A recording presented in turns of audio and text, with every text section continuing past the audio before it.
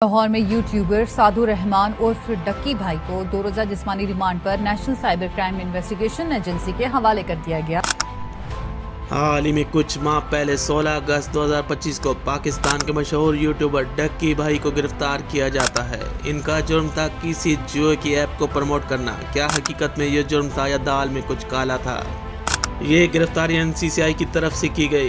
Ducky भाई पर cyber crime के तहत मुकदमा दर्ज हुआ। जरा रुकिए, अगर ये जुए की ऐप को प्रमोट करना जुर्म था तो PSL के खिलाड़ी खुल्ला मुखुल्ला जुए की ऐप की प्रमोशन कर रहे थे। इस ऐप के लोगों की शर्ट पहनकर खूब पैसे बटोरे जा रहे थे। क्या हुआ NCCI क्यों हरकत में ना आई? वो करें तो हलाल और ये काम डक्की भाई ने किया तो वो मुजरिम। बहुत खूब लेकिन ये मामला इतना सादा नहीं था। डक्की भाई के कंटेंट से आप ला के इख्तलाफ कर सकते हैं, वो अच्छा है या बुरा। डक्की भाई की अपनी एक ऑडियंस है, लेकिन डक्की भाई ने इस मुल्क से 1 रुपया भी नहीं लिया। वो पाकिस्तान का बड़ा यूट्यूबर, अपना सारा पैसा इस मुल्क में रखा, बल्कि एक टैक्स पेयर भी है। लेकिन NCCI जिसकी फॉर्मेशन और इदारे की साख्त पर कई सवाल हैं, जिसके कई अफसरान करप्शन की जद में गिरफ्तार हैं, वो किसी को मुजरिम होने का दावा कैसे कर सकता है?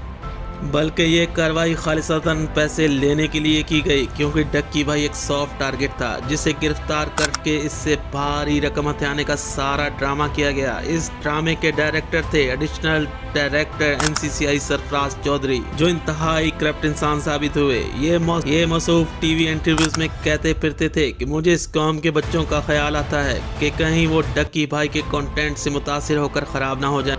मसूफ के लंबे चौड़े भाषण थे, लेकिन इंसाफ की नज़र कौम के मुस्तकबिल पर नहीं बल्कि डक्की भाई के माल पर थी। आगे चलकर सरफराज चौधरी के कारनामे आप सुनेंगे। इस दौरान पाकिस्तान मीडिया में डक्की भाई के लिए वक्तन फवक्तन आवाज़ उठती रही। ये केस मीडिया पर बहुत हाईलाइट था। जेल में डक्की भाई पर शदीद तशद्दुद किया गया और NCCI की तरफ से डक्की भाई से पैसों की डिमांड की गई। अब बिल्ली थैले से बाहर आ चुकी थी। सरफराज चौधरी जैसे करप्ट ऑफिसर की तरफ से डक्की भाई से 7 से 8 करोड़ रुपए का मुतालबा किया गया। आप अंदाज़ा लगा सकते हैं कि अगर आपके पास पैसे हैं तो ये करप्ट अनासिर कैसे आपको जाल में फंसाते हैं, इसका अंदाज़ा आपको ज़रूर हो चुका होगा।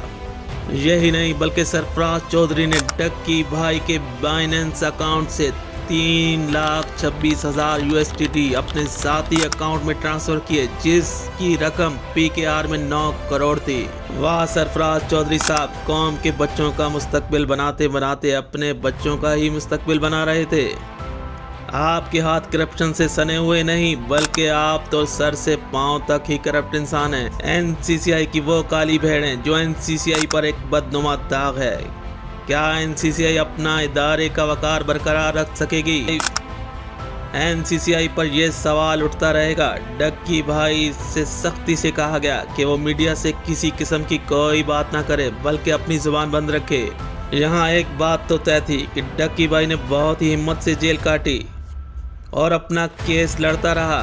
क्योंकि डक्की भाई एक वेल नोन पर्सनैलिटी था और पाकिस्तान का बड़ा यूट्यूबर था, इसलिए केस चलता रहा और बिलाखिर कई बार जज बदले, कई बार वकील बदले। इस सारे अरसे में अगर किसी ने सफ़र किया तो वो था डक्की और इसकी फैमिली। जब पाकिस्तान के 3 से 4 बड़े सहाफ़ियों की तरफ से आवाज़ उठना शुरू हुई तो ये केस हाई प्रोफाइल बन चुका था। और फिर वो घड़ी जब अदालत की तरफ से डक्की भाई को रिलीफ दिया गया और इसे जमानत पर रिहा किया गया। कई लोगों ने, खासकर डक्की के मुखालिफ यूट्यूबर की तरफ से कहा गया कि अब डक्की व्लॉग नहीं करेगा, ना ही अपनी जुबान खोलेगा। डक्की भाई का सॉफ्टवेयर अपडेट हो चुका है। लेकिन हैरत उस वक्त हुई जब 7 दिसंबर को डक्की भाई का व्लॉग आया, जिसने कुछ ही घंटों में 5 से 6 मिलियन व्यूज़ हासिल किए।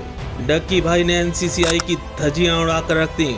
डक्की भाई से आप लाख इख्तलाफ करें, लेकिन वो अपने ऊपर किए गए जुल्म के खिलाफ खड़ा रहा और ये बहादुरी की अलामत है। डक्की भाई ने अच्छा या बुरा मकाम जो भी है अपनी मेहनत से हासिल किया। इनके कंटेंट में 1000 खराबियां होंगी, लेकिन इसने अपनी ऑडियंस बनाई जो रातों रात नहीं बल्कि कई साल लगे। दुनिया के कई बड़े बड़े इवेंट्स पर डक्की भाई को इनवाइट किया जाता है और वो पाकिस्तान को रिप्रेजेंट करता है। सोचिए, जब इतने हाई प्रोफाइल शख्स के साथ पाकिस्तान में ऐसा हो सकता है तो आम इंसान का तो अल्लाह ही हाफिज है।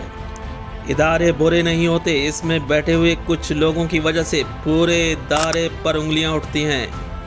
ऐसे इदारे में बैठे हुए करप्ट लोगों के खिलाफ कार्रवाई होनी चाहिए। सिर्फ सस्पेंड करना इसका हल नहीं, बल्कि इन्हें फौरन बरतरफ किया जाना चाहिए। हम डक्की भाई की हिमायत नहीं करते, ना ही NCCI की मुखालफत करते हैं। बात है इस जुल्म की जो डक्की भाई के साथ हुआ और उस करप्शन की जो NCCI में हुई।